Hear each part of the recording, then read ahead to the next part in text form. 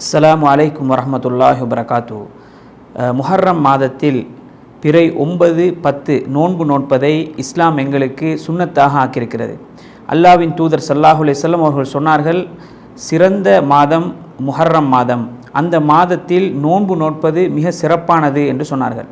அதே போன்று அல்லாஹ்வின் தூதர் ஸல்லல்லாஹு அலைஹி வஸல்லம் அவர்கள் மக்காவில் இருக்கும் பொழுதும் இந்த பிறை 10 முஹர்ரம் மாதத்தில் பிறை 10 நோன்பு நோட்டார்கள்.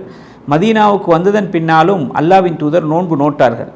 ஆனால் யூதர்களும் நோன்பு நோட்டு வந்ததனால் அல்லாஹ்வின் தூதர் ஸல்லல்லாஹு அலைஹி வஸல்லம் அவர்கள், நான் அடுத்த வருடம் உயிரோடு இருந்தால் பிறை 9 நோன்பு நோட்பேன் என்று அல்லாஹ்வின் தூதர் சொன்னார்கள்.